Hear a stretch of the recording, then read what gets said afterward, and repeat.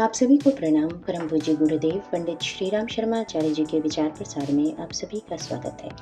परम पूज्य गुरुदेव की आत्मकथा हमारी वसीयत और विरासत के अध्याय 21 इन दिनों हम यह करने में जुट रहे हैं का तीसरा और अंतिम भाग। विनाश नहीं, सृजन हमारा भविष्य कथन। अगला समय संकटों से भरा पूरा है। इस बात को विभिन्न मूर्धन्यों ने अपने अपने दृष्टिकोण के अनुसार विभिन्न प्रकार के जोरदार शब्दों में कहा।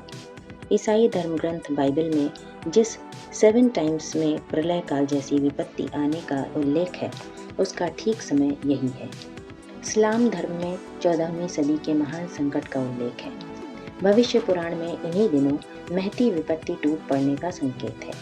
सिखों के गुरु ग्रंथ साहिब में भी ऐसी ही अनेक भविष्यवाणियां हैं। कवि सूरदास ने इन्हीं दिनों आपत्ति आने का इशारा किया था। मिस्र के पिरामिडों में भी ऐसे ही शिलालेख पाए गए हैं। अनेक भारतीय भविष्यवक्ताओं ने इन दिनों भयंकर उथल पुथल के कारण आध्यात्म आधार पर और दृश्य गणित ज्योतिष के सहारे ऐसी ही संभावनाएं व्यक्त की हैं।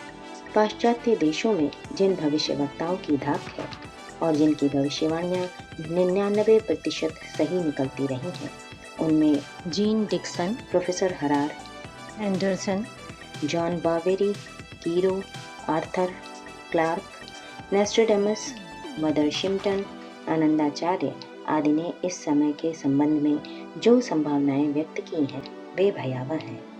कोरिया में पिछले दिनों समस्त संसार के दैवज्ञों का एक सम्मेलन हुआ था।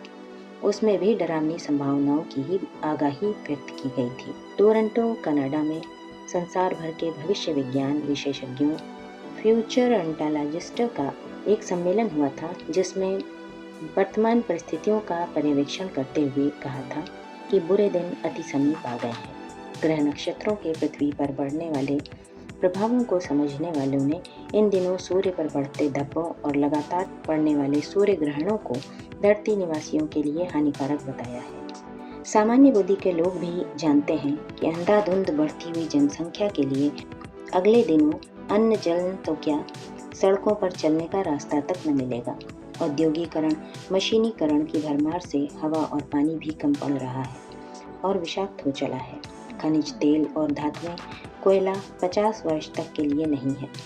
अणु परीक्षणों से उत्पन्न विकिरण से अगली पीढ़ी और वर्तमान जनसमुदाय को कैंसर जैसे भयानक रोगों की भरमार होने का भय है। कहीं अणु युद्ध हो गया तो इससे न केवल मनुष्य वरन अन्य प्राणियों और वनस्पतियों का भी सफाया हो जाएगा। असंतुलित हुए तापमान से ध्रुवों की बर्फ पिघल पड़ने, समुद्र में तूफान आने और हिमयुग के लौट पड़ने की संभावना बताई जा रही है और अनेक प्रकार के संकटों के अनेकानेक कारण विद्यमान हैं। इस संदर्भ में साहित्य इकट्ठा करना हो तो उनसे ऐसी संभावनाएं सुनिश्चित दिखाई पड़ती हैं, जिनके कारण इन वर्षों में भयानक उथल पुथल हो। सन 2000 में युग परिवर्तन की घोषणा है।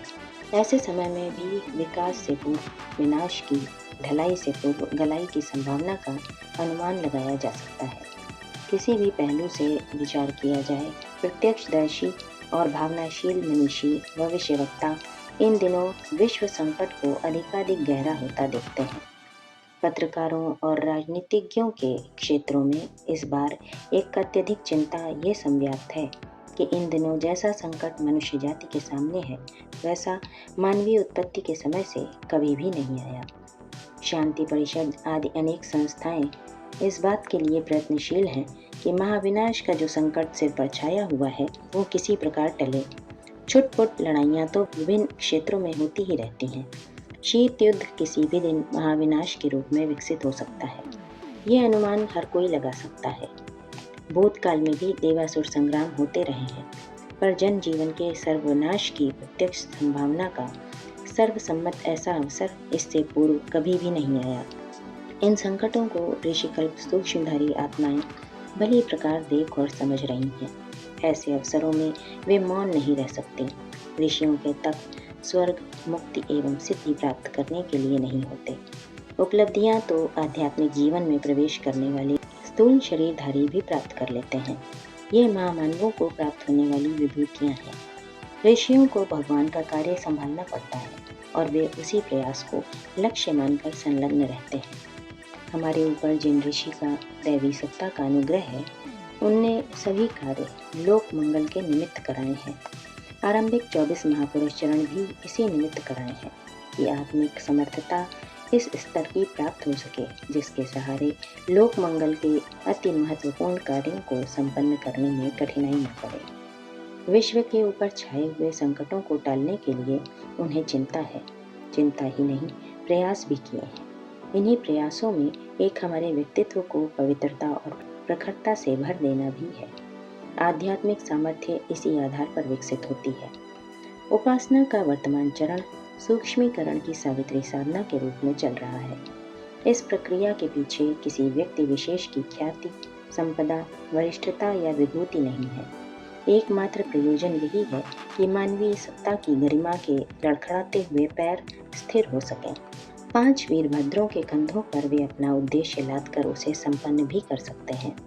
हनुमान के कंधों पर राम लक्ष्मण दोनों बैठे फिरते थे। ये श्रेष्ठता प्रदान करना भर है। इसे माध्यम का चयन कह सकते हैं।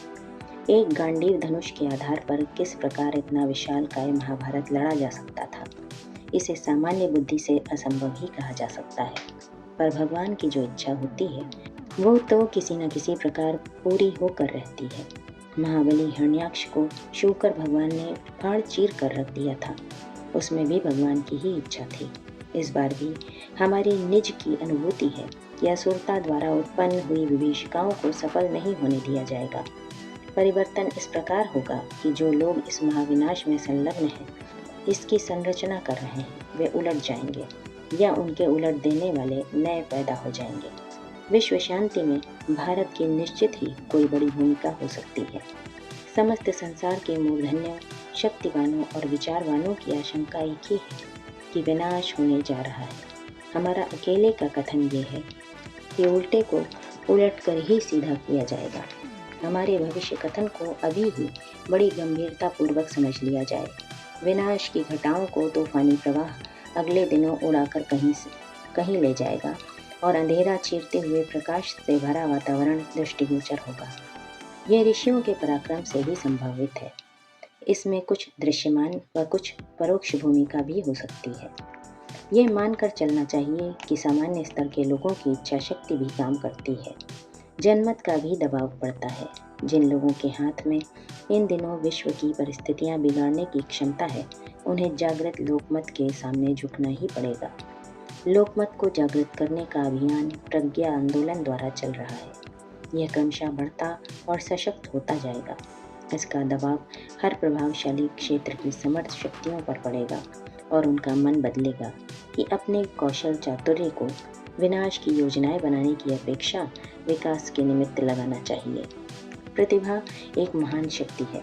वो जिधर भी अग्रसर होती है, उधर ही चमत्कार प्रस्तुत करती जाती है। वर्तमान समस्याएं एक दूसरे से गुथी हुई हैं। एक से दूसरे का घनिष्ठ संबंध है, चाहे वो पर्यावरण हो अथवा युद्ध सामग्री का जमाव, बढ़ती अनीति, दुराचार हो अथवा अकाल महामारी जैसी दैवी आपदाएं। एक को सुलझा लिया जाए और बाकी सब उलझी पड़ी रहें, ऐसा नहीं हो सकता। समाधान एक मुश्त खोजने पड़ेंगे और यदि इच्छा सच्ची है तो उनके हल निकल कर ही रहेंगे। शक्तियों में 2 ही प्रमुख हैं। इन्हीं के माध्यम से कुछ बनता या बिगड़ता है। एक शस्त्र बल, धन बल, दूसरा बुद्धि बल, संगठन बल। पिछले बहुत समय से शस्त्र बल और धन बल के आधार पर मनुष्य को गिराया और अनुचित रीति से दबाया और जो मन में आया सो कराया जाता रहा है। यही दानवी शक्ति है। अगले दिनों दैवी शक्ति को आगे आना है और बुद्धि बल तथा संगठन बल का प्रभाव अनुभव कराना है। सही दिशा में चलने पर यह दैवी सामर्थ्य क्या कुछ दिखा सकती है, इसकी अनुभूति सबको करानी है। न्याय की प्रतिष्ठा हो, नीति को सब ओर से मान्यता मिले, सब हिल मिल कर रहें और मिल बांट कर खाएं।